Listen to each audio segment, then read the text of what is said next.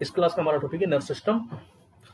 सबसे पहली बात, नर्व सिस्टम क्या होता है। देखो, हमारे बॉडी को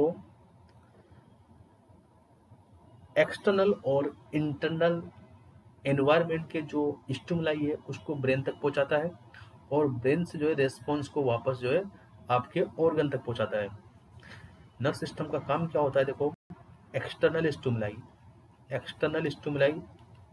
क्या क्या होंगे। एक्सटर्नल स्टिमुलाई एग्जाम्पल के तौर पे पेन का स्टिमुलाई हो, आपके कहीं पे पिन चुभी हो, हॉट गर्मी का स्टिमुलाई हो, कोल्ड का स्टिमुलाई हो आपके पास में, टच का हो, प्रेशर का हो, इन सब के स्टिमुलाई को कहाँ तक पहुंचाना, आपके ब्रेन तक पहुंचाना, और आपको ये चीजें क्या होना, महसूस होना। तो ये सारा सारा कार्यक्रम जो ब्रेन तक पहुंचाया और आपको महसूस हुआ, ये कार्यक्रम कौन करता है, आपके नर्व सिस्टम। ये तो बात हो गई एक्सटर्नल स्टिमुलाई की।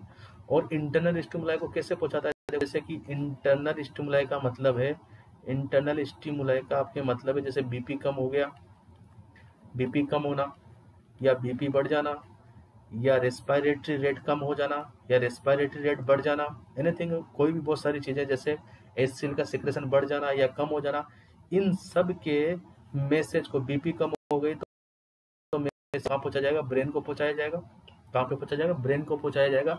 और ब्रेन जो है संबंधित ऑर्गन, रिलेटेड ऑर्गन, जैसे बीपी से रिलेटेड ऑर्गन कौन है आपके पास में, ब्लड वेसल्स। तो ब्लड वेसल्स को मैसेज भेजेगा और ब्लड वेसल्स क्या हो जाएगी, डायलेट हो जाएगी, और आपकी बीपी क्या हो जाएगी, नॉर्मल हो जाएगी। आई बात समझ में। जैसे रेस्पिरेटरी रेट कम हो गई मान के चलो, तो रेस्पिरेटरी रेट कम होने के मैसेज नर्व सिस्टम के द्वारा, नर्व के द्वारा ब्रेन को जाएंगे, और ब्रेन जो है लंग्स को मैसेज पहुंचाएगा, और लंग्स क्या करेंगे, आपकी जो है रेस्पिरेटरी रेट को वापस नॉर्मल कर देंगे। तो कहने का मतलब ये है कि नर्व सिस्टम जो है आपके एक्सटर्नल और इंटरनल स्टिमुलाई को ब्रेन तक पहुंचाता है, और ब्रेन आपको वो जो है महसूस करवाता है, जो भी तरह के स्टिमुलाई आपके ब्रेन को पहुंचे उन सबको, है ना। नेक्स्ट हम बात करते हैं। देखो, नर्व सिस्टम, देखो कुछ कुछ कुछ क्विकली पढ़ेंगे ना, आवाज क्लियर आ रही है ना आप लोगों को, क्विकली पढ़ेंगे, थोड़ा सा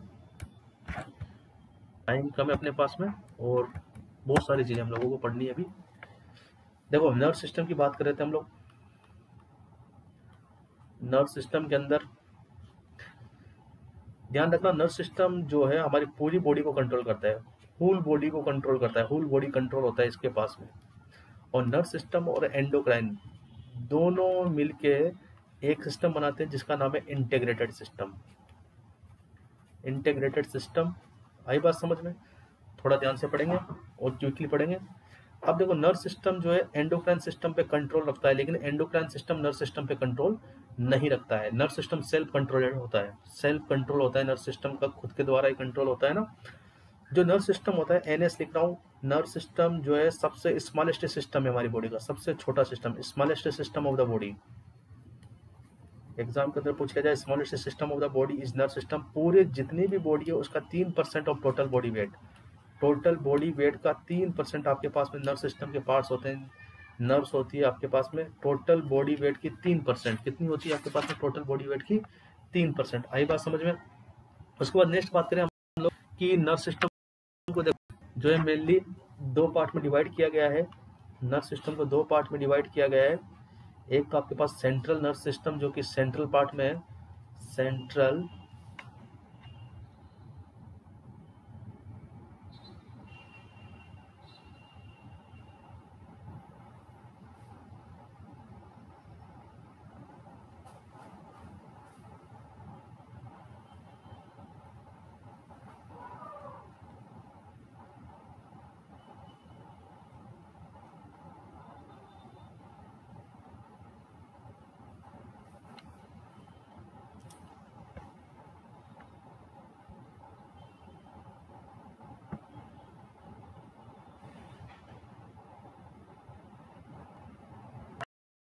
डिवाइड, नेटवर्क प्रॉब्लम की वजह से जो है आपका कनेक्शन कट हो चुका था, sorry for that. Central nerve system and peripheral nerve system, there is two type of nerve system. Central nerve system, थोड़ा सा देखो क्विकली पढ़ेंगे, and peripheral nerve system, peripheral nerve system दो पार्ट में divide किया गया। जैसे कि ये बॉडी है, देखो अब ये बॉडी है, तो नर्व सिस्टम को कैसे डिवाइड किया गया, देखो सुनेंगे मेरी बात को।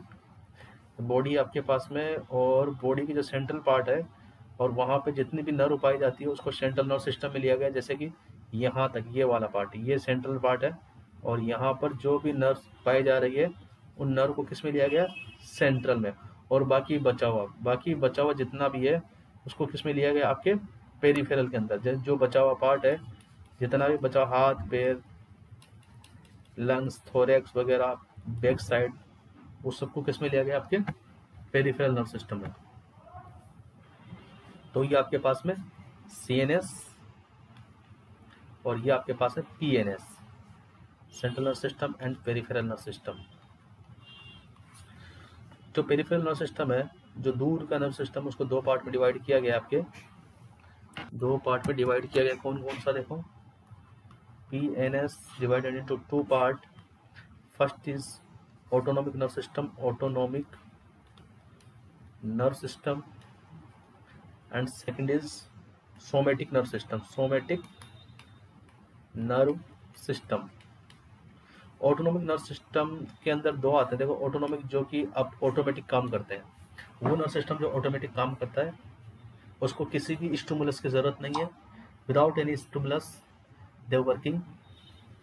तो जो ऑटोमेटिक काम करते हैं वो दो टाइप के होते हैं आपके पास में, एक तो सिंपैथेटिक नर्व सिस्टम और एक पैरासिम्पैथेटिक नर्व सिस्टम। आई बात समझ में। और जो सोमेटिक नर्व सिस्टम है, सोमेटिक नर्व सिस्टम के अंदर आपके पास में जो दूर के, जो कि स्टिमुलस पे काम करते हैं, और दूर की नर्व जैसे कि आपके पास में cranial nerve is a part of somatic nerve system and spinal nerve. जो भी नर्व है किस में आती है, आपके सोमेटिक नर्व सिस्टम के अंदर, spinal nerve and cranial nerve. तो आपके पास में नर्व सिस्टम के देखो दो पार्ट, पहले central nerve system and peripheral nerve system.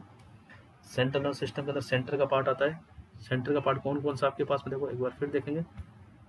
Nerve system के दो part, central nerve system, peripheral nerve system. Centre में कौन कौन आ रहे हैं आपके पास में, एक तो आपके पास ब्रेन और एक आपके पास में spinal cord. Brain and spinal cord is known as part of central nerve system. PNS के अंदर जो दूर के, जो पेरिफेरल ऑर्गन्स है, उनके अंदर जो नर्व पाई जाती है वो पेरिफेरल नर्व सिस्टम में आती है। पेरिफेरल नर्व सिस्टम को दो पार्ट में डिवाइड किया गया। कौन कौन से आपके पास में, एक तो जो ऑटोमेटिक काम करते हैं, वे नर्व जो ऑटोमेटिक काम करती है उनको ऑटोनॉमिक नर्व सिस्टम में रखा गया, और वे नर्व जो कि आपकी बॉडी के अकॉर्डिंग काम करती है उनको सोमेटिक नर्व सिस्टम में रखा गया। Autonomic nerve system is two types, sympathetic and parasympathetic. Somatic nerve system is two types, cranial nerve and spinal nerve include. ये दोनों इंक्लूड होकर क्या बनाती है, आपके पास में सोमेटिक नर्व सिस्टम बनाती है। क्लियर है। तो आपके पास में नर्व सिस्टम देखो, बार बार आपको देखो किस नर्व सिस्टम, चाहे ब्रेन हो, चाहे स्पाइनल कोड हो, चाहे नर्व हो, चाहे क्रेनियल नर्व हो, चाहे स्पाइनल नर्व हो, सिंपैथेटिक नर्व हो, पैरासिम्पैथेटिक नर्व हो, सबके सब क्या है, नर्व सिस्टम है। जो आपका नर्व सिस्टम होता है वो किसका बना होता है, देखो composition of nerve system, composition of nerve system. Nerve system दो टाइप की सेल से बना होता है। जो नर्व सिस्टम है कितने टाइप की सेल से बना, दो टाइप की सेल से। एक तो आपके न्यूरॉन और एक आपके पास neuroglia. Neuron is the functional cell, functional and structural unit of nerve system. Neuroglia is the supporting cell of the nerve system. लेकिन neuroglia is the more than neuron in the number के अंदर neuroglia जो है neuron से ज़्यादा पाई जाती है। आई बात समझ में। न्यूरोग्लिया क्या होती है, एक तरह की सपोर्टिंग सेल्स होती है। न्यूरॉन के अंदर सेल डिवीजन नहीं हो सकता, ध्यान रखना, न्यूरॉन में सेल डिवीजन नहीं हो सकता। क्यों, क्योंकि यहाँ पे क्या नहीं होता, सेंट्रियोल नहीं होता। सेल की क्लास में हम लोगों को बताया था कि centriole is essential for sale division. यहाँ पे सेंट्रियोल नहीं होता, इसलिए न्यूरॉन के अंदर सेल डिवीजन नहीं हो सकता। न्यूरॉन में सेल डिवीजन नहीं हो सकता। आई बात समझ में। न्यूरॉन में सेल डिवीजन क्यों नहीं हो सकता, क्योंकि क्या नहीं होता आपके पास में, यहाँ पे सेंट्रियोल नहीं होता ना। आ रही है बात समझ में। नेक्स्ट बात करते हैं, देखो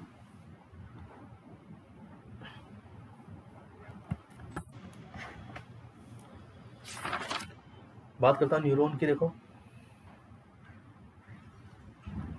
ये आपके पास में न्यूरॉन, स्ट्रक्चर ऑफ न्यूरॉन की बात करोगे तो ये आपके पास में न्यूरॉन है,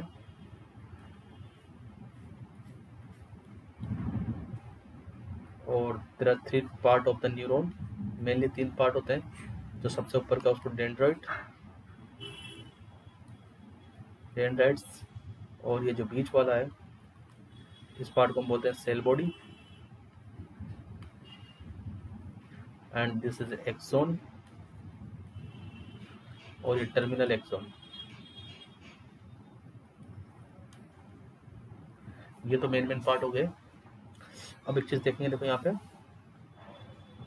सबसे पहले बात करता हूँ डेंड्राइट्स की। क्या होता है देखो डेंड्राइट,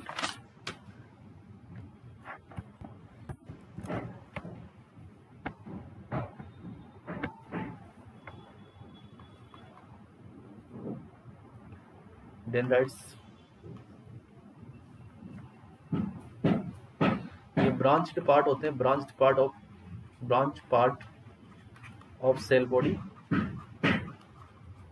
सेल बॉडी के ब्रांच्ड पार्ट होते हैं और प्रोटीन के बने होते हैं, फाउंड बाय प्रोटीन। इनका काम क्या होता है देखो, ये जो आपकी सेल बॉडी है, मान के चलो ध्यान से देखेंगे, ये आपकी सेल बॉडी है, सेल बॉडी में जो ब्रांचेस दिखाई दे रही है इसको हम लोग डेंड्राइट्स बोलते हैं। और इसका जो मेन फंक्शन होता है, ये रिसीव करते हैं, इट रिसीव स्टिमुलाई को रिसीव करते हैं एक्सटर्नल एनवायरनमेंट से या कहीं से भी। इनका काम रिसीव करना होता है। आई बात समझ में? यहाँ पे क्या होता है देखो, रिसेप्टर पाए जाते हैं जो कि डिफरेंट टाइप की स्टिमुलाई को रिसीव करते हैं। जैसे पेन का रिसेप्टर अलग होगा, प्रेशर का अलग होता है, टच का अलग होता है, कोल्ड होल्ड सबके अलग अलग है ना। यहाँ पे रिसेप्टर्स पाए जाते हैं और ये क्या करते हैं कि जो स्टिमुलाई रिसीव किए हैं उनको ट्रांसमिट करते हैं कहाँ पे, सेल बॉडी में। क्लियर? तो मेन चीज क्या है देखो, इट रिसीव स्टिमुलाई रिसीव करते हैं। और इसके देखो यहाँ पे इन रिसेप्टर के अंदर एक एंजाइम पाया जाता है जिसको बोलते हैं कोलिनेस्ट्रेज।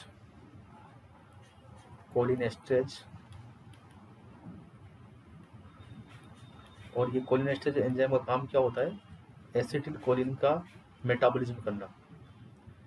एसिटिल कोलिन जो कि न्यूरोट्रांसमीटर है उसका मेटाबॉलिज्म करने का काम कौन करता है, कोलिनेस्ट्रेज। तो आपके पास में डेंड्राइट का काम है कि किसी भी स्टिमुलाई को रिसीव करना और रिसीव करके उसको सेल बॉडी को देना। नेक्स्ट आपके पास में सेल बॉडी। देखो सेल बॉडी में क्या होता है, देखो इसके अंदर तो वो सेम टू सेम जो आप सेल देखते हो, नॉर्मल सेल, जैसे नॉर्मल सेल के अंदर क्या भरा होता है, साइटोप्लाज्म होता है। तो यहाँ पे सेल बॉडी के अंदर क्या भरा होता है, देखो ये आपके पास में सेल बॉडी है, इसके अंदर साइटोप्लाज्म भरा, सॉरी इसको बोलते हैं न्यूरोप्लाज्म। जिस तरीके से सेल के अंदर साइटोप्लाज्म होता है उसी तरीके से न्यूरॉन में क्या होता है, न्यूरोप्लाज्म। आपको पता है न्यूरॉन में क्या होता है, न्यूरोप्लाज्म। इसके अंदर माइटोकॉन्ड्रिया होते हैं, इनके अंदर एंडोप्लाज्मिक रेटिकुलम होता है, सब कुछ होता है ना जैसे सेल में होता है। बस सेंट्रियोल एब्सेंट होता है। क्या एब्सेंट होता है, सेंट्रियोल एब्सेंट। और जो राइबोसोम्स होते हैं वो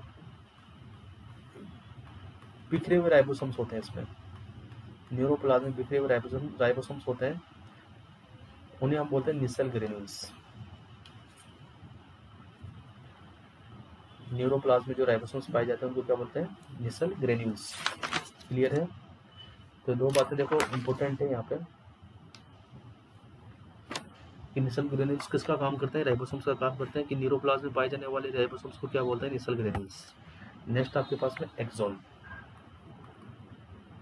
एक्सोन स्टेम लाइक स्ट्रक्चर होता है।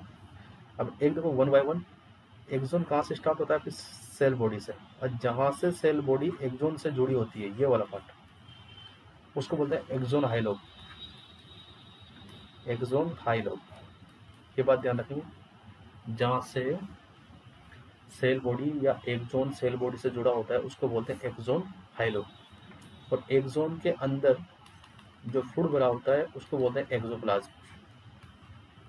एक्सोप्लाज्म। एक्सोन के चारों तरफ एक मेम्ब्रेन पाई जाती है, जिसको बोलते हैं एक्सोलेमा। और न्यूरॉन के चारों तरफ पाई जाने वाली लेयर को न्यूरोलेमा, पूरे न्यूरॉन के चारों तरफ जो लेयर पाई जाती है उसको न्यूरोलेमा, और एक्सोन के चारों तरफ जो लेयर पाई जाती है उसको बोलते हैं एक्सोलेमा।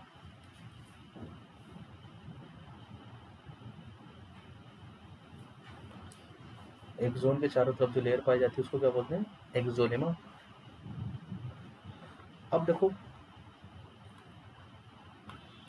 एक्सोन के ऊपर एक स्पेसिफिक टाइप की सीट पाई जाती है जिसको माइलिन सीट कहते हैं। क्या कहते हैं? Myelin seat. और ये माइलिन सीट कौन से कलर की होती है? व्हाइट कलर की। व्हाइट कलर की किसकी बनी होती है? फॉस्फोलिपिड की। अभी जो माइलिन सीट होती है इसका फॉस्फोलिपिड आता कहाँ से है? इन माइलिन सीट के ऊपर एक स्पेसिफिक टाइप की सेल्स पाई जाती है। देखो, उन स्पेसिफिक टाइप की सेल्स को हम लोग बोलते हैं स्वान सेल। स्पेसिफिक टाइप की सेल्स पाई जाती है इनके ऊपर, स्पेसिफिक टाइप की सेल्स पाई जाती है इनके ऊपर,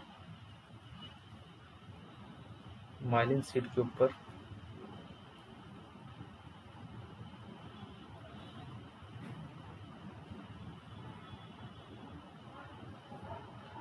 और इसको कहा जाता है स्वान सेल। ये स्वान सेल क्या करती है? फॉस्फोलिपिड का सेक्रेशन करती है। और कौन से टाइप के फॉस्फोलिपिड का? स्पिंगोमाइलिन। एग्जाम के अंदर पूछा जाए माइलिन सीड जो है कौन से टाइप के फॉस्फोलिपिड से बनी होती है? स्पिंगोमाइलिन से। माइलिन सीड कौन से टाइप के फॉस्फोलिपिड से बनी होती है आपके पास में? स्पिंगोमाइलिन। और स्पिंगोमाइलिन कहाँ से सीक्रेट होता है आपके पास में? स्वान सेल से। स्वान सेल स्पिंगोमाइलिन सीक्रेट करती है और ये माइलिन सीड पे जाके एक्युमुलेट हो जाता है और व्हाइट कलर देता है माइलिन सीड को, because of phospholipid in white in colour. उसके बाद इनके बीच में जो स्पेस है, दो माइलिन सीड के बीच में जो स्पेस नजर आ रहा है उसको बोलते हैं nodes of Ranvier. Nodes of Ranvier. और नोड्स ऑफ रेनिवर का काम क्या है? नोड्स ऑफ रेनिवर का काम है स्पीड को बढ़ाते हैं। जो स्टिमुलाई आए हैं, जो इम्पल्स आए हैं, उनकी स्पीड को बढ़ाने का काम करते हैं। एक बात ध्यान रखेंगे, न्यूरॉन के अंदर स्टिमुलाई किस फॉर्म में आगे बढ़ते हैं? इम्पल्स फॉर्म में। न्यूरॉन के अंदर स्टिमुलाई किस में आगे बढ़ते हैं? इम्पल्स फॉर्म में। इम्पल्स क्या होते हैं? इलेक्ट्रिकल डिस्चार्ज होते हैं। Electrical discharge that transmit through neuron is known as impulse. आई बात समझ में?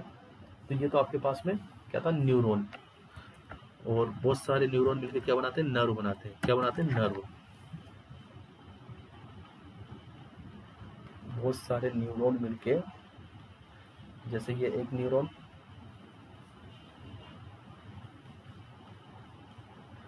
अब इससे जो है दूसरा न्यूरॉन जुड़ा हुआ,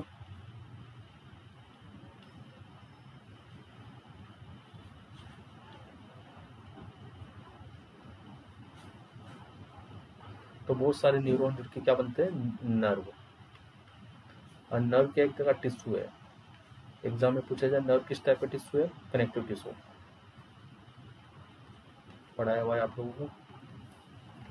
नर्व किस टाइप का टिश्यू है? Connective tissue. आई बात समझ में? तो आपके पास नर्व सिस्टम दो टाइप की सेल से बना होता था, एक नर्व और एक न्यूरॉन, दूसरा न्यूरोग्लिया। अब बात करते हैं न्यूरोग्लिया की।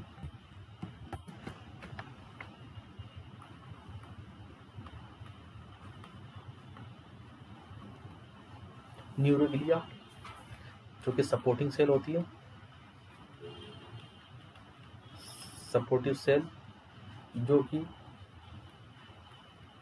नर्व को न्यूट्रिएंट प्रोवाइड करती है। There is 4 type of neuroglia. 4 type की न्यूरोग्लिया है आपके पास में। कौन कौन सी? एस्ट्रोसाइट, सेकंड ओलिगोडेंड्रोसाइट,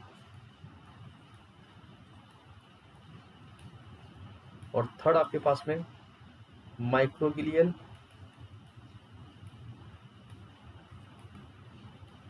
सेल, और फोर्थ आपके पास में एपेंडाइमल सेल।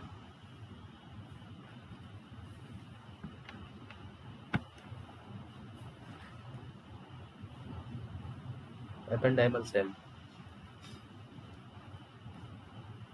तो ये देखो न्यूरोग्लिया जो होती है वो सपोर्टिंग सेल्स होती है, जो कि आपके नर्व को न्यूट्रिशन प्रोवाइड करती है, प्रोटेक्शन प्रोवाइड करती है। यहाँ पे सीएनएस के अंदर सेंट्रल नर्व सिस्टम में, ध्यान रखना, सेंट्रल नर्व सिस्टम में 4 टाइप की न्यूरोग्लिया पाई जाती है। आपके नर्व सिस्टम को 2 पार्ट में डिवाइड किया गया, सीएनएस एंड पीएनएस। तो सीएनएस में 4 टाइप की न्यूरोग्लिया पाई जाती है। कौन कौन सी? Astrocyte, oligodendrocyte, microglial cells and ependymal cell. और उसी तरीके से पीएनएस के अंदर 2 टाइप की न्यूरोग्लिया पाई जाती है। पीएनएस में कौन कौन से? स्वान सेल, जो कि आप अभी पढ़ के आओ, और एक सैटेलाइट सेल।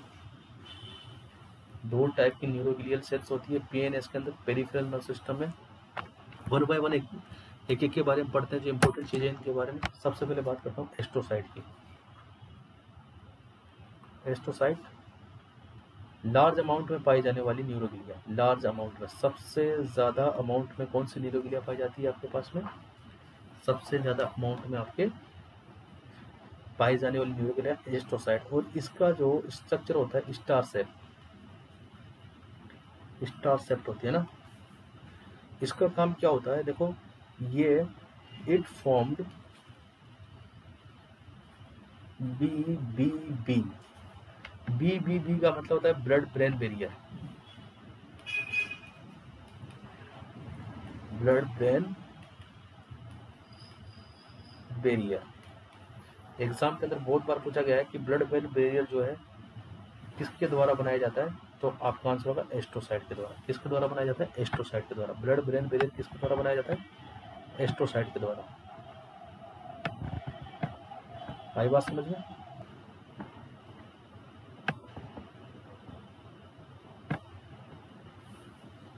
नेक्स्ट आपके पास में सेकंड एस्ट्रोसाइट के बाद में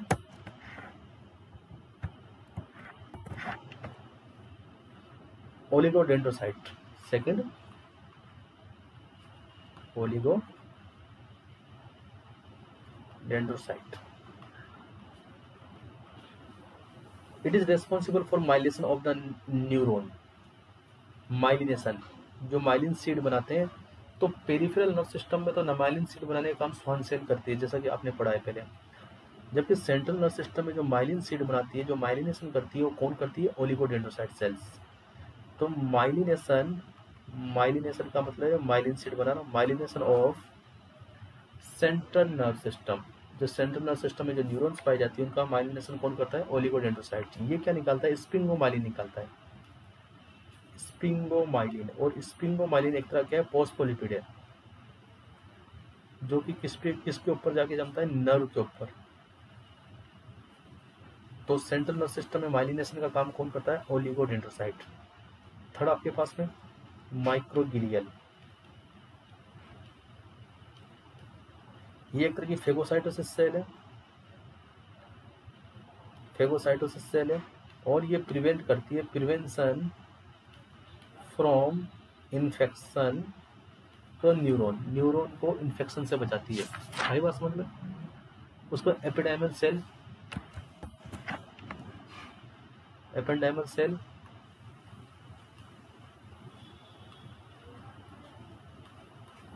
एपेंडाइमल सेल का काम होता है, देखो, it is present in the inner lining of the lateral ventricle. It help in the formation of choroid plexus. इसका काम होता है फॉर्मेशन ऑफ कोरोइड फ्लिक्सस, जहां से क्या निकलता है? सीएसएफ निकलता है, फॉर्मेशन ऑफ कोरोइड फ्लिक्सस। और कोरोइड फ्लिक्सस का काम क्या होता है? देखो, कोरोइड फ्लिक्सस का काम होता है आपके फॉर्मेशन ऑफ सीएसएफ का फॉर्मेशन करना। आई बात समझ में? इसके बाद बात करते हैं हम लोग। देखो, ये था आपके पास में structure of the neuron and neuroglia. अब बात करते हैं जो, देखो, आपके जो स्टिमुलाई होते हैं, ध्यान देना, स्टिमुलाई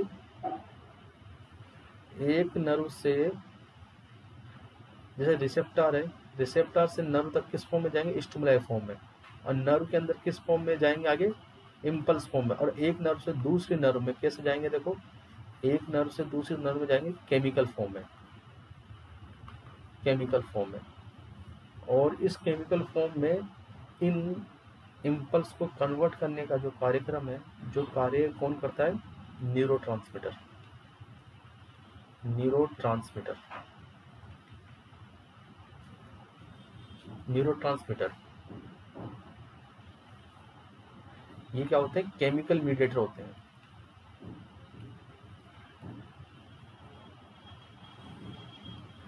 केमिकल मीडिएटर होते हैं जो कि इम्पल्स को एक न्यूरॉन से दूसरे न्यूरॉन में ट्रांसपोर्ट करते हैं, help in transmission of impulse from one neuron to other neuron। आई बात समझ में, एक न्यूरॉन से दूसरे न्यूरॉन में ट्रांसमिट करते हैं। यहाँ पे दो टाइप के, देखो दो टाइप के न्यूरो ट्रांसमीटर पाए जाते हैं आपके पास में। एक तो आपके पास में एक्साइटेटरी, जो कि हमारी बॉडी को एक्साइट करते हैं, एक्साइटेटरी, एक इनहिबिटरी, जो कि इनहिबिट करते हैं, किसी भी रेस्पॉन्स को इनहिबिट करते हैं। जैसे कि आपके पिन चुभाया, लेकिन आप पिन चुभाने के सेंसेशन को पता नहीं चल रहा आपको, तो क्या है, कौन काम कर रहा है यहाँ पे, इनहिबिटरी न्यूरोट्रांसमीटर, और एक्साइटेटरी आपको एकदम एक्साइट करने वाला है ना, वो होता है एक्साइटेटरी न्यूरोट्रांसमीटर, जो बॉडी को एक्साइटमेंट देता है, एक्साइटेटरी जो बॉडी को इनहिबिट करता है, इनहिबिटरी। तो बात करता हूँ एक्साइटेटरी के अंदर, एक एक के देखो, एक एक को पढ़ते हैं हम लोग। सबसे पहले एसिटिलकोलिन,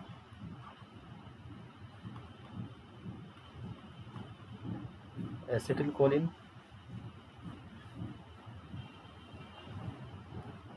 स्मॉल मॉलिक्यूल में होता है सबसे,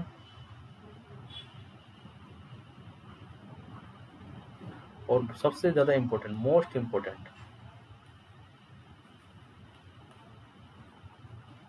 एक्साइटेटरी रिसेप्टर, सबसे ज्यादा काम करने वाला, एक्साइटमेंट का सबसे ज्यादा काम यही करते हैं, excitatory receptor, sorry excitatory neurotransmitter. आई बात समझ में,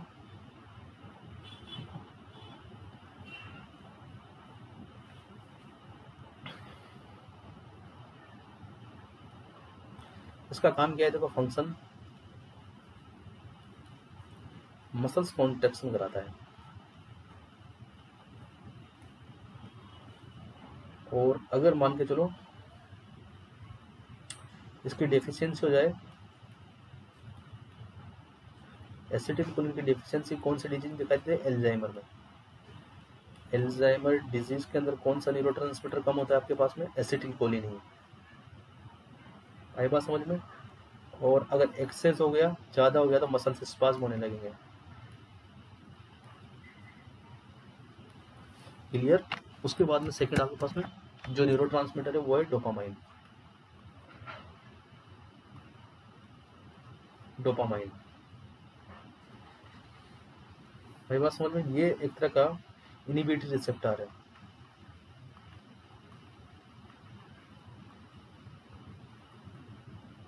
पहली बात। सेकंड चीज, ये कहाँ से निकलता है, देखो आप अभी पढ़ोगे भी सही, ये सबस्टेंशिया निग्रा में बनता है।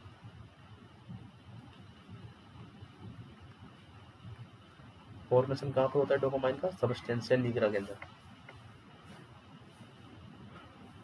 सिजोफ्रेनिया साइकेट्रिक डिसऑर्डर है, उसके अंदर बढ़ जाता है ये, सिजोफ्रेनिया में। भाई बात समझो, सिजोफ्रेनिया में बढ़ जाता है। तो डोपामाइन होता है आपको मूवमेंट, अटेंशन और लर्निंग, इन क्रियाओं के दौरान काम करता है।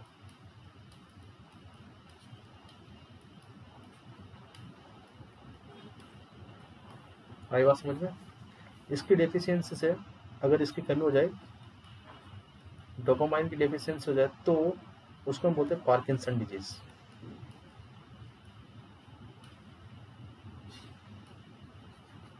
डोपामाइन की कमी की वजह से क्या हो जाता है? Parkinson disease. नेक्स्ट आपके पास में next neurotransmitter is serotonin.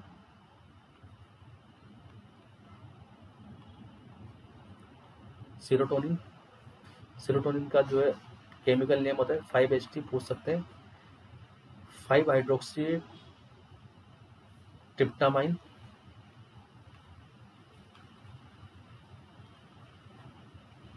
5-हाइड्रोक्सी tryptamine. आई बात समझ में? और ये कहाँ पर, देखो कहाँ पर बनता है? 90% सेरोटोनिन आपके GIT में बनता है, एंट्रोक्रोमेटिन सेल से। इसका फंक्शन क्या होता है? बहुत इंपॉर्टेंट फंक्शन है इसका, आपके मूड और इमोशंस और स्ट्रेस को रेगुलेट रखता है। मूड, इमोशन एंड स्ट्रेस को क्या रखता है? रेगुलेट। अगर डेफिशिएंसी हो जाए, इसकी कमी आ जाए सेरोटोनिन की, तो क्या होने के चांसेस होते हैं? डिप्रेशन एंड मूड डिसऑर्डर होने के चांसेस होता है। डिप्रेशन में चला जाएगा, डिप्रेशन एंड मूड डिसऑर्डर हो जाएगा। आई बात समझ में? और अगर बढ़ जाए, एक्सेस हो जाए, तो क्या होने के चांसेस होंगे? सेरोटोनिन बढ़ने की वजह से ऑटिज्म हो जाएगा। ऑटिज्म।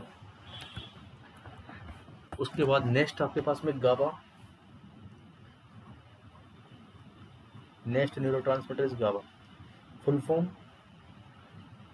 है गामा अमाइनो ब्यूट्रिक एसिड।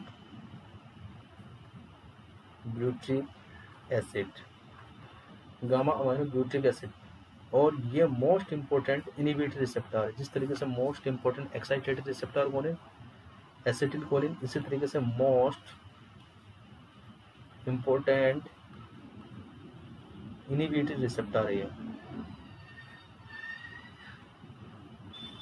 आई बात समझ में?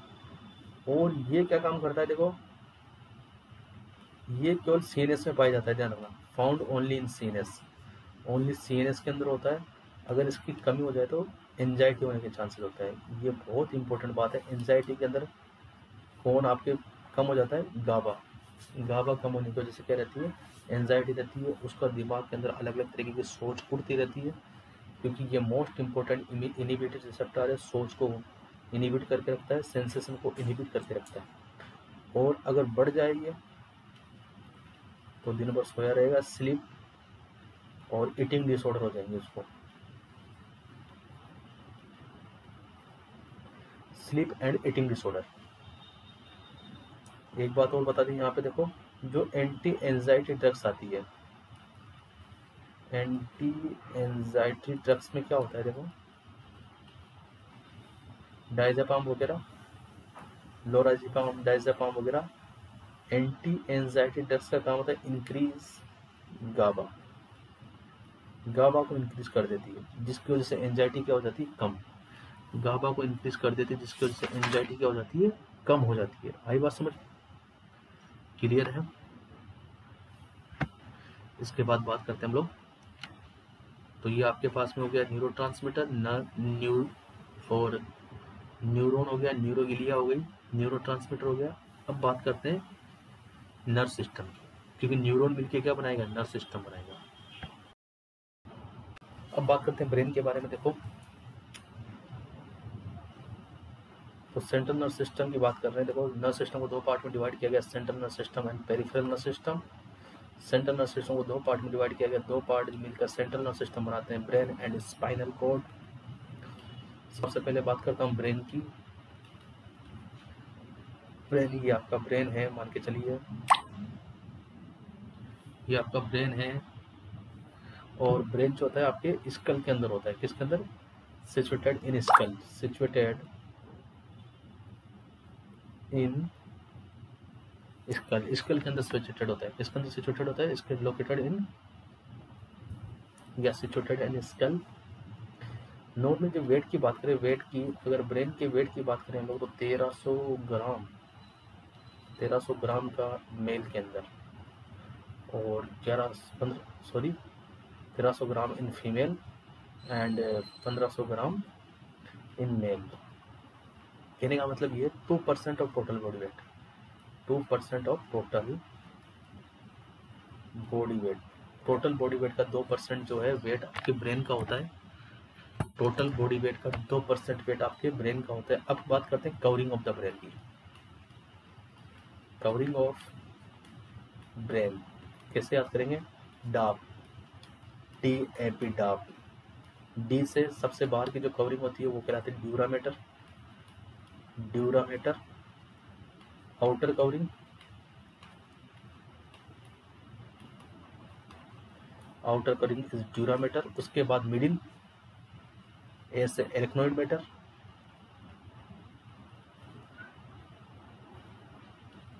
मिडिल कवरिंग, और पी से पायामेटर, इनर लेयर या internal covering, inner layer of the brain या internal covering of the brain. अब आपके देखो ड्यूरामेटर और एरेक्नोइड मैटर, ड्यूरामेटर और arachnoid mater, dura mater and arachnoid matter.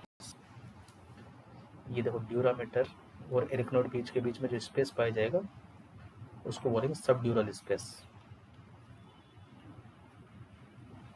और एरेक्नोइड मैटर और पायामेटर के बीच में जो स्पेस पाया जाता है उसको बोलते हैं सब एरेक्नोइड स्पेस।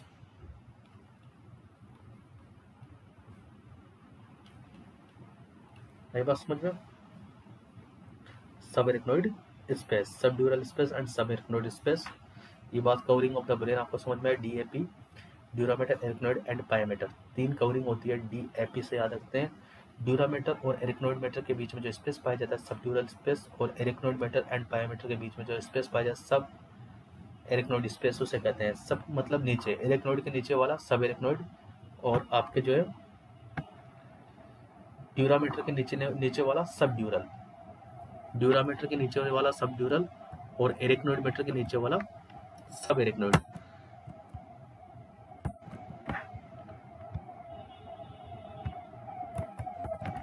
इसके बाद में देखो जो ड्यूरामीटर होती है, जो ड्यूरामीटर होती है वो आपके ब्रेन के अंदर तक धसी होती है, और ड्यूरामीटर आपके ब्रेन के कुछ पार्ट को अलग करती है। ड्यूरामीटर सेपरेट, बहुत इंपॉर्टेंट बात है, ड्यूरामीटर सेपरेट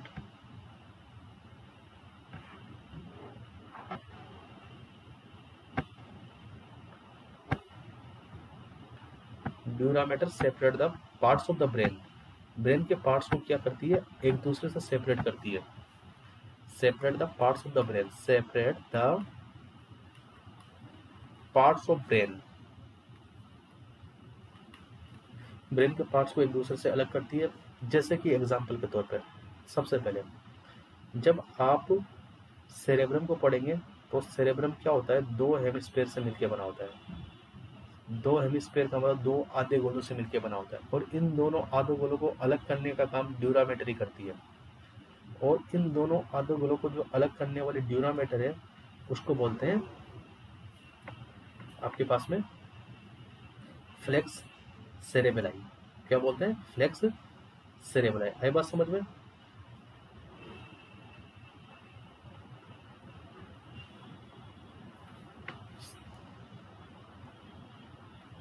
तो दोनों देखो, both cerebrum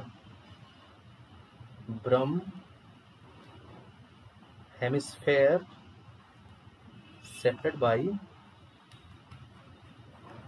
flex cerebri. Cerebrum के हेमिस्फेयर को सेपरेट करने वाली जो ड्यूरामेटर है उसको बोलते हैं फ्लेक्स सेरेब्राई। और अगर बात करें सेरेबेलम की, देखो एक तो होता है सेरेब्रम, एक होता है सेरेबेलम, और सेरेबेलम के जो हेमिस्फेयर है वो भी 2 हेमिस्फेयर से बना होता है। सेरेबेलम के जो हेमिस्फेयर है उनको सेपरेट करने वाली जो ड्यूरामेटर है उसको बोलते हैं फ्लेक्स सेरेबेलाई। इतना फर्क है बस।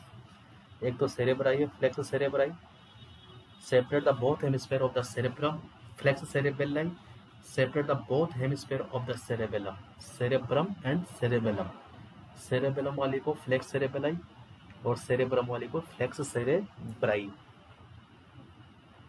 थर्ड इज, एक होता है आपके पास में जो आपके ब्रेन के सेरेब्रम को और ब्रेन के सेरेबेलम को, ये सेरेब्रम ये सेरेबेलम, दोनों को एक दूसरे से सेपरेट करता है। वो ड्यूरामीटर जो सेरेब्रम एंड सेरेबेलम इन दोनों को एक दूसरे से सेपरेट करती है, उस ड्यूरामीटर को बोलते हैं टेंटोरियम सेरेबेलाई। याद रखेंगे, टेंटोरियम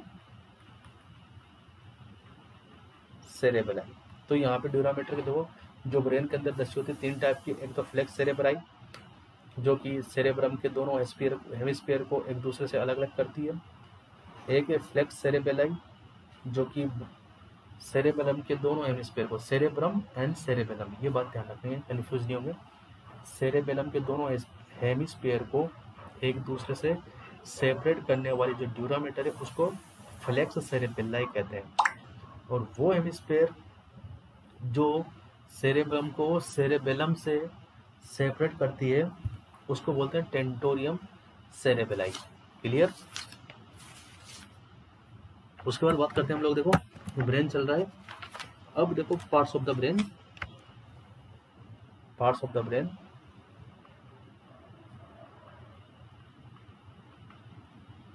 मेनली आपके पास ब्रेन के, देखो अगर एक्सटर्नली बात करोगे ब्रेन के 3 पार्ट होते हैं आपके पास में।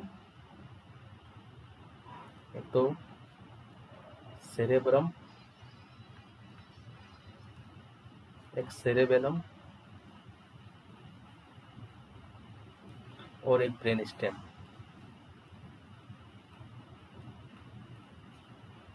आई बात समझ में? देखो आपके पास में 3 part, cerebrum, cerebellum and brain stem.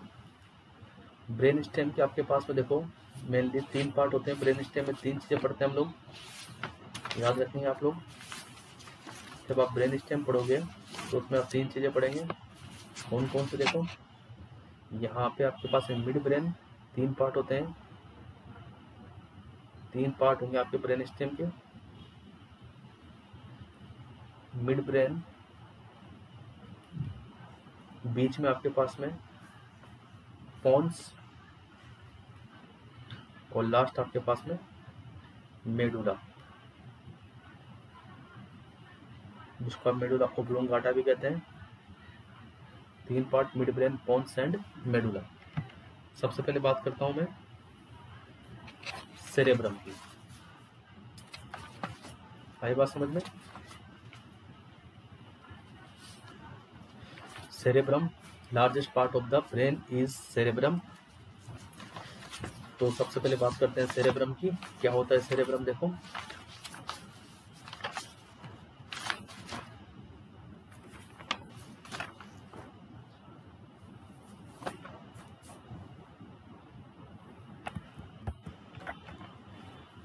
Cerebrum largest part of the brain,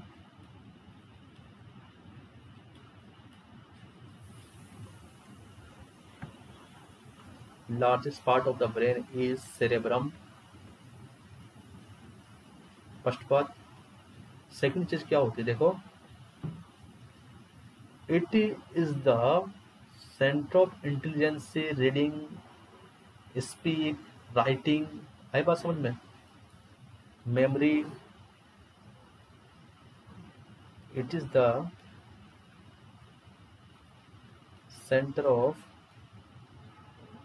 memory, reading,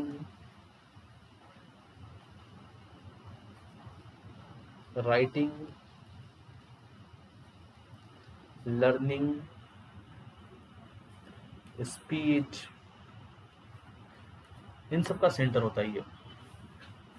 अब देखो, आप जब सेरेब्रम को देखते हैं तो ये आपके पास में सेरेब्रम, जो ब्रेन का ऊपर वाला पार्ट है वो आपके पास में क्या, सेरेब्रम। इसके ऊपर क्या होती है, कवरिंग पाई जाती है। उस कवरिंग को बोलते हैं हम सेरेब्रल कोर्टेक्स।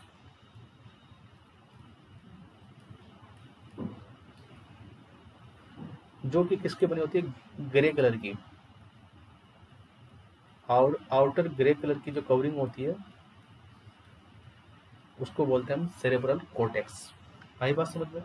और आपकी जो सेरेब्रम होता है, जब आप उसको इंटरनली देखोगे, देखो आपको जब देखा आप लोगों ने तो आपको इस तरीके से दिखाई दिया। जब इसको बीच में से देखते हो तो इसको देखने पर देखा गया कि ये दो आधे गोलों से मिलकर बना हुआ है, और इन दोनों आधे गोलों को क्या कहा गया, cerebral hemisphere. Cerebral hemisphere, hemisphere का मतलब अर्धगोला। इन दोनों को क्या कहा है, सेरेब्रल हेमिस्फेयर। और ये दोनों जो आधे गोले हैं ये आपस में एक दूसरे से जुड़े होते हैं। देखो, दोनों को सेपरेट तो कौन करता है, फ्लेक्स सेरेब्राई। और दोनों को एक दूसरे से कनेक्टेड कौन करता है, दोनों आधे गोलों को जो एक दूसरे से कनेक्ट करता है उस स्ट्रक्चर को बोलते हैं कार्पस कैलोसम। ये दोनों बातें ध्यान रखेंगे, ये कनेक्ट करने वाला है। और दोनों हेमिस्फीयर से एक दूसरे को अलग करने के लिए अभी पढ़ाया था मैंने, फ्लेक्स सेरेब्राई। दोनों हेमिस्फीयर को एक दूसरे से सेपरेट करता है फ्लेक्स सेरेब्राई, दोनों हेमिस्फीयर को एक दूसरे से कनेक्ट करता है आपके पास में कार्पस कैलोसा। अब जो आपका जो ब्रेन का जो सेरेब्रम पार्ट है इसको लोब्स में डिवाइड किया गया है, बहुत सारे लोब्स में डिवाइड किया गया है। देखो, जैसे कि ये आपके पास में ब्रेन है, मान के चलो, इसको लोब्स में डिवाइड किया गया है। जो आगे वाला ब्रेन है उसको फ्रंटल लोब,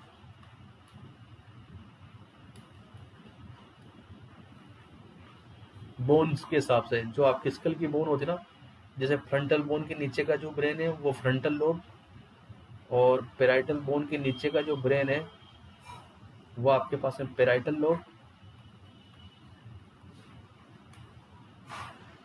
पीछे का जो ब्रेन है ये वाला, ये आपके पास में ऑक्सीपिटल लोब, और ये वाला जो आपके पास में ये जो बचा है ये वाला, ये आपके पास में temporal lobe.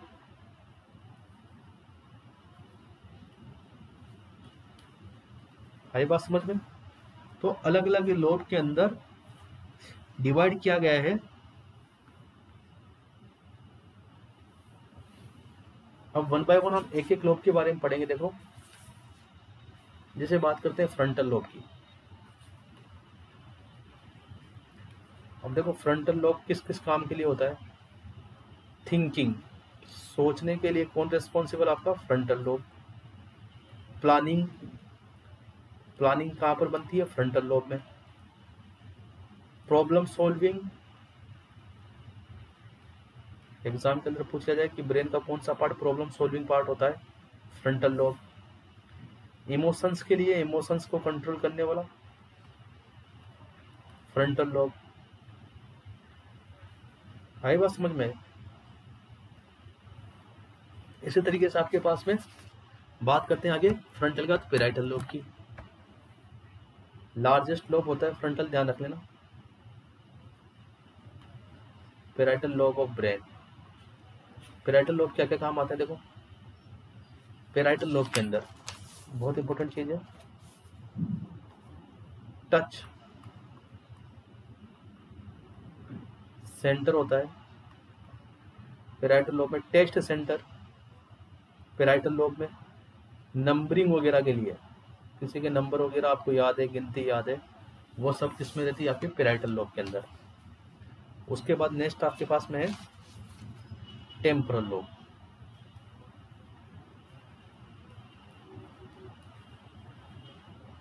Temporal lobe, temporal lobe की बात करें तो टेम्पोरल लोब के अंदर क्या होता है, देखो एक तो आपके पास में सुनने वाला सेंटर मतलब हियरिंग सेंटर। एग्जाम के अंदर पूछा जाए कि हियरिंग सेंटर या ऑडिटरी सेंटर, ऑडिटरी सेंटर कहाँ पर पाया जाता है, आप क्या बताओगे, टेम्पोरल लोब में। ऑल्फैक्टरी सेंटर, सूंघने वाला सेंटर, कहाँ पर पाया जाता है, टेम्पोरल लोब में। स्पीच सेंस सेंटर कहाँ पर पाया जाता है, टेम्पोरल लोब में। मेमोरी कहाँ पे पाई जाती है, टेम्पोरल लोब में। आई बात समझ में। उसके बाद आपके पास में next occipital lobe. Occipital lobe में आपके पास में पाया जाता है विजन सेंटर, देखने वाला। अगर किसी की आई साइट कमजोर होती है तो ऑक्सीपिटल लोब में पेन होता है उसके, क्योंकि ऑक्सीपिटल सेंटर में क्या पाया जाता है, आपकी विजन। अब देखो कुछ specific area of the brain, उसके बारे में हम लोग पढ़ लेते हैं। Specific area of cerebrum, cerebrum की कुछ स्पेसिफिक एरिया जिनसे रिलेटेड क्वेश्चन पूछ सकते हैं एग्जाम में, जैसे basal ganglia,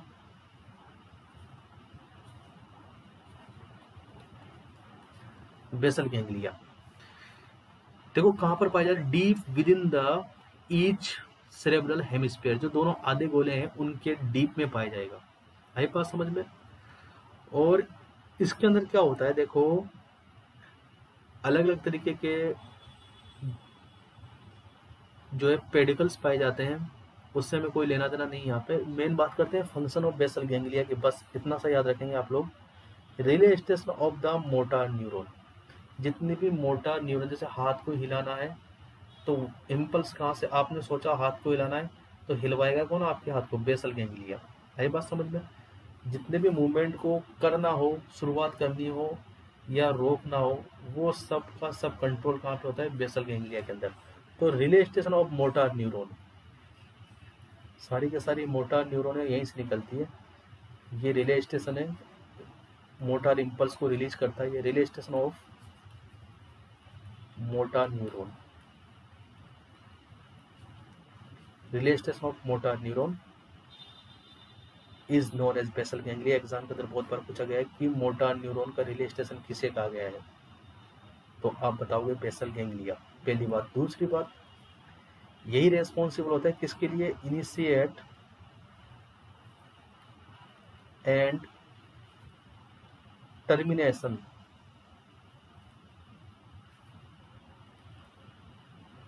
of movement. Initiate and termination of movement, कोई भी मूवमेंट को अगर शुरुआत करनी है तो उसके मैसेज कहाँ से मिलेंगे, बेसल गैंग्लिया से। किसी भी मूवमेंट को अगर रोकना है तो उसके मैसेज कहाँ से मिलेंगे, आपके बेसल गैंग्लिया से। उसके बाद स्पेसिफिक एरिया की बात करें, बेसल गैंग्लिया के बाद आपके पास में एक एरिया है ब्रोका स्पीच एरिया।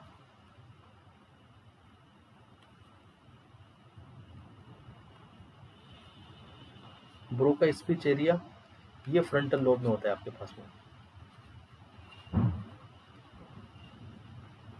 और इसका काम क्या होता है, देखो ये मोटार स्पीच एरिया है।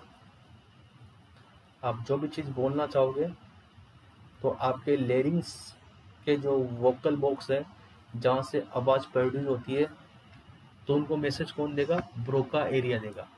ब्रोका स्पीच एरिया इसको देखो, आपको कुछ भी बोलना है तो वो चीज़ कहाँ पर फॉर्मुलेट होगी, आपके पास में आपके ब्रोका एरिया में फॉर्मुलेट होगी, जो भी बोलना होगा वो। और उसके अकॉर्डिंग ये आपके इम्पल्स भेजेगा आपके वोकल कॉर्ड में, वॉइस बॉक्स जहाँ पर लेरिंग्स में जहाँ से आवाज़ प्रोड्यूस होती है, वहाँ पे ये मैसेज भेजेगा और उसी के अकॉर्डिंग आवाज़ निकलेगी। जैसे कि आपको बोलना है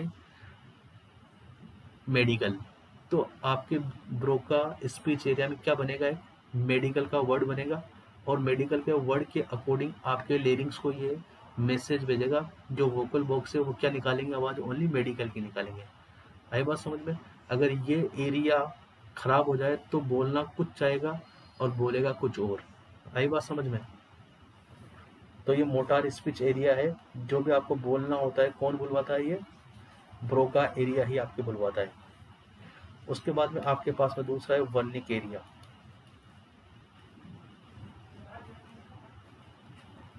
वर्निक एरिया ये कहाँ पर होता है आपके पास में? लेफ्ट टेम्पोरल लोब में।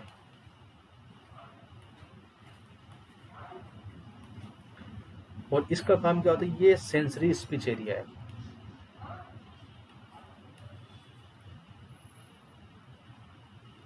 आई बात समझ में?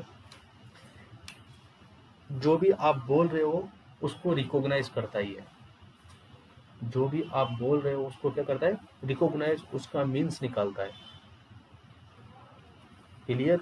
रिकॉग्निशन ऑफ द स्पीच, या जो भी आप बोल रहे हो उसको पहचानता है। तो आपके यहाँ पे दो क्वेश्चन बनते हैं। देखो, मोटार स्पीच एरिया कौन सा है? Broca area. Sensory speech area कौन सा है आपके पास में? Wernicke area. एग्जाम के अंदर पूछा हुआ क्वेश्चन है। तो ये आपके पास में क्या था? आपके सेरेब्रम। उसके बाद बात करता हूँ मैं ब्रेन स्टेम की। ये देखो आपके पास में एक बार देखेंगे फिर ब्रेन के 3 पार्ट। ये आपके पास सेरेब्रम, ये आपके पास है सेरेबेलम, और ये आपके पास है ब्रेन स्टेम। आई बात समझ में? अब बात करता हूँ ब्रेन स्टेम की।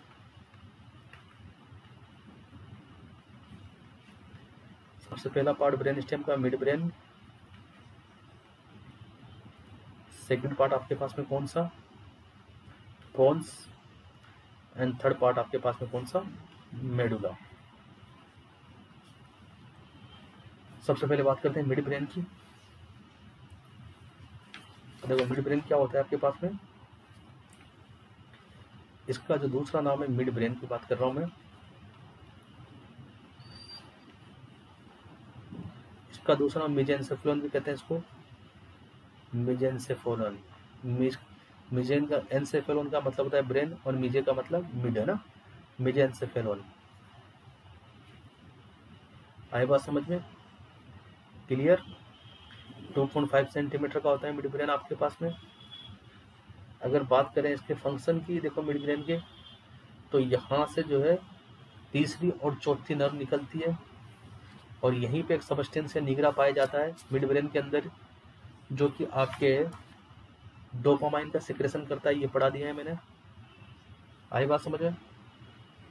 और मिड ब्रेन के अंदर देखो बहुत सारे ऐसे कॉलिकुलाई पाए जाते हैं जो कि आपके हेड के मूवमेंट को भी कंट्रोल करते हैं। मेन फंक्शन यही है देखो, कि यहाँ से जब नर्व निकलती है, तीसरी और चौथी नर्व, और यहाँ पे डोपामाइन का सिक्रेशन होता है। उसके बाद आपकी बात करते हैं पोन्स की।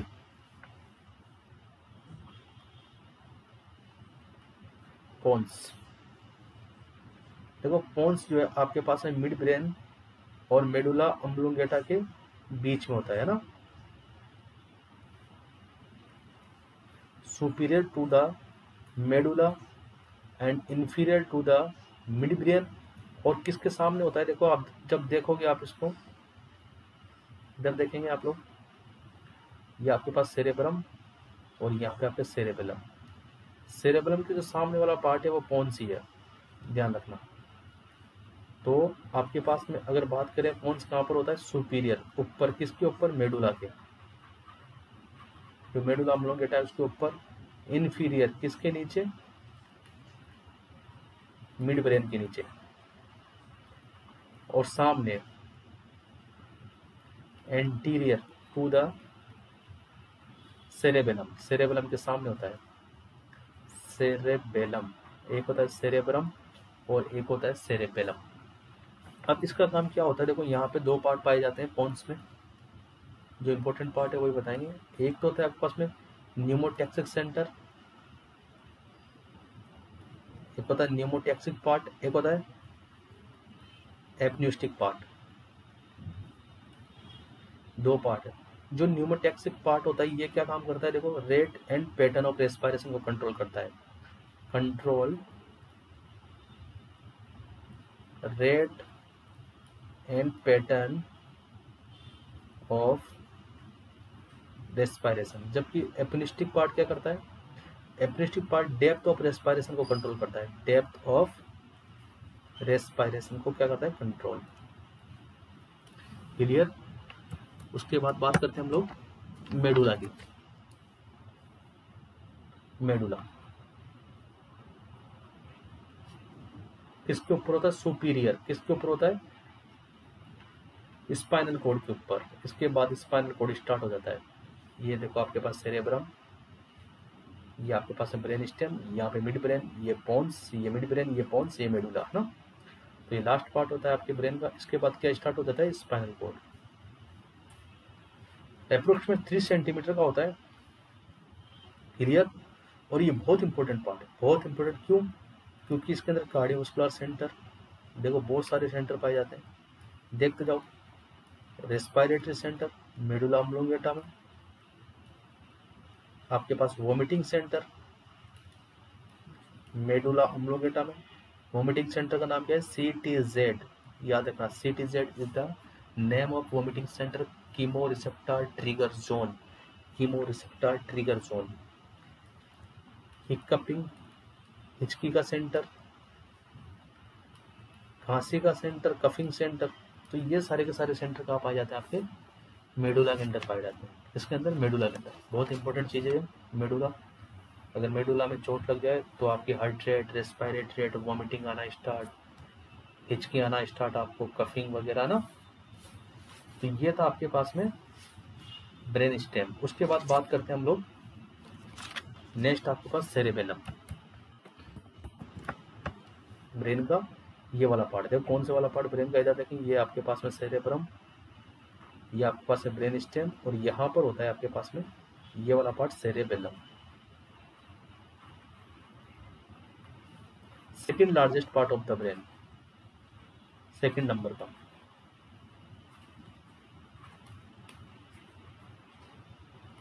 Second largest part of the brain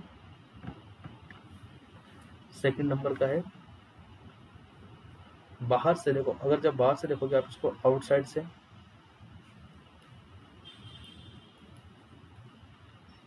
outside से ग्रे कलर का होगा, और इनसाइड में कैसा होगा? व्हाइट कलर का। ये भी दो हेमिस्फीयर से मिलकर बना होता है, और दोनों हेमिस्फीयर को आपस में कनेक्ट करने वाली स्ट्रक्चर को वर्मिक्स कहते हैं। आई बात समझ में? और यहाँ पे क्या होता है, देखो इसका मेन फंक्शन क्या होता है, बहुत इंपॉर्टेंट चीज है, function of cerebellum.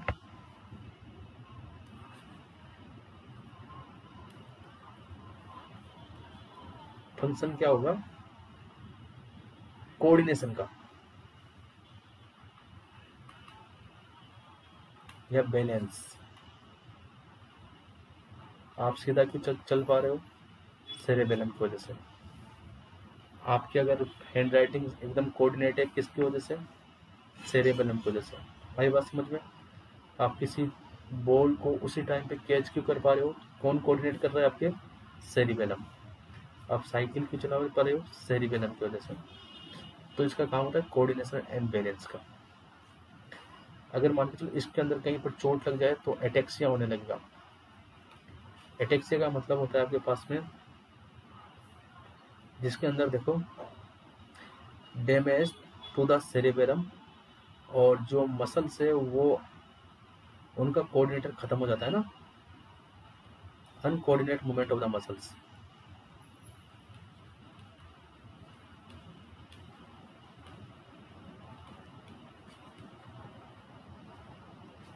अनकोऑर्डिनेट movement of the muscles. जैसे कि उसको बोलोगे आप नाक के हाथ लगाओ, तो नाक के हाथ लगाने की जगह कहाँ पे हाथ जाएगा? उसका चिक्स के, है ना। ये ध्यान रखना। ऐसे चेक करते हैं एटेक्सिया वाले मरीज को। Ataxia patient can not touch tip of the nose. Tip of the nose को जो है टच नहीं कर पाता। तो ये आपके पास में था स्ट्रक्चर ऑफ द ब्रेन। अब बात करते हैं हम लोग स्पाइनल कॉर्ड की। ब्रेन के बाद बात करते हैं स्पाइनल कॉर्ड की।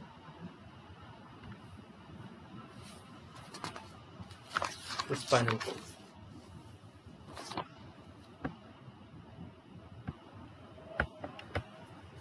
बात करते हैं स्पाइनल कॉर्ड की। कहने का मतलब क्या काम आएगा, देखो ये ब्रेन था, ये आपके पास सेरेबेलम, ये ब्रेन स्टेम और ये मेडुला पार्ट। फिर मेडुला पार्ट किससे जुड़ा होता है आपके पास में, स्पाइनल कोड से। तो कोई भी अगर मोटार और सेंसरी इम्पल्स जा रहे हैं तो किसके थ्रू जाएंगे, मोटार इम्पल्स और सेंसरी इम्पल्स अगर जा रहे हैं, ब्रेन से आ रहे हैं, ब्रेन से जा रहे हैं,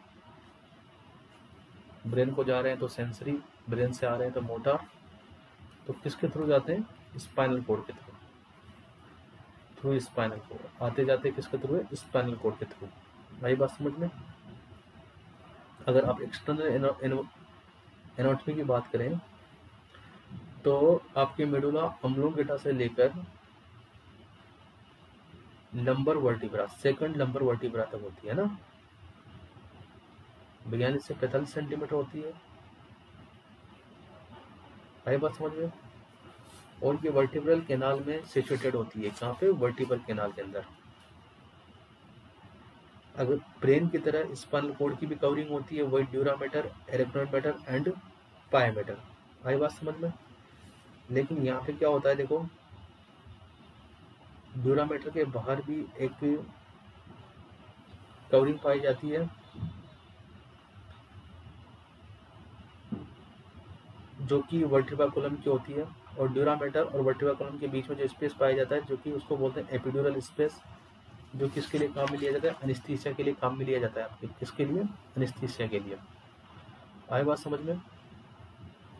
तो बात करते हैं हम लोग एनाटॉमी ऑफ स्पाइनल कोड की।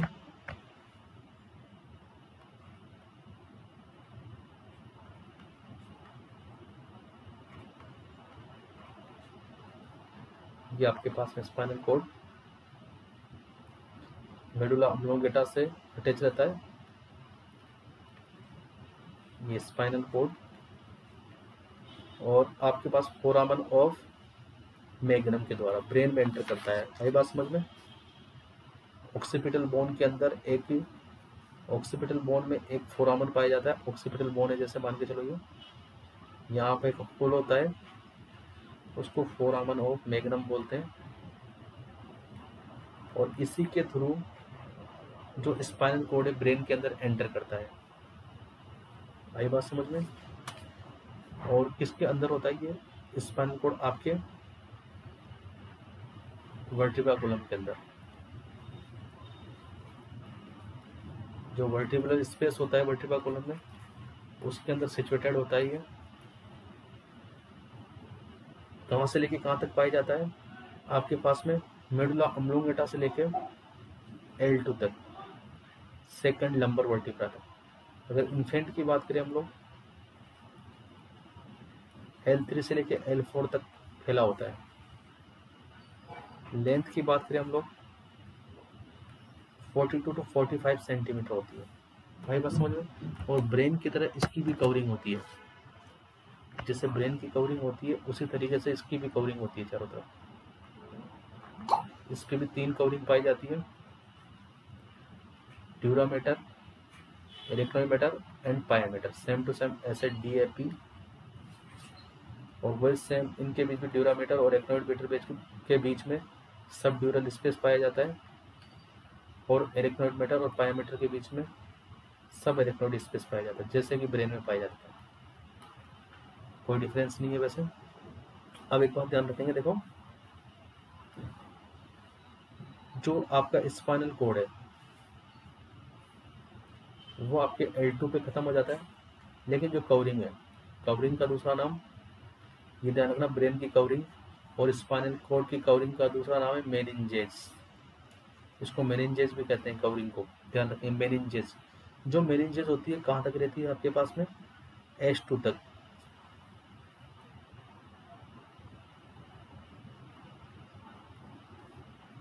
आई बात समझ में। सेक्रम 2 तक होती है ना। और यहाँ पे क्या होता है, देखो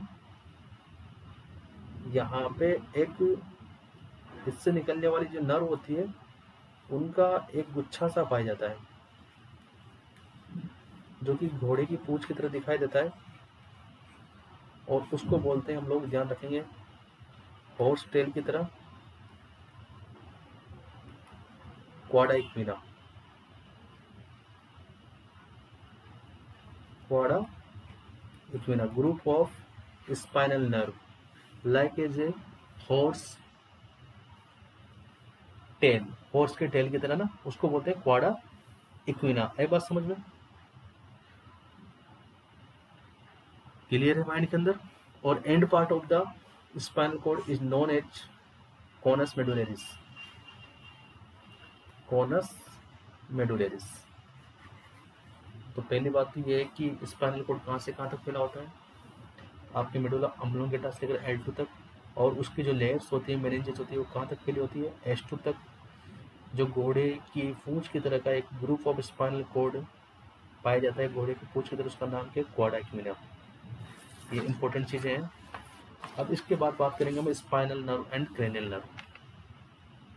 अगली क्लास में बात करेंगे spinal nerve and cranial nerve, है ना।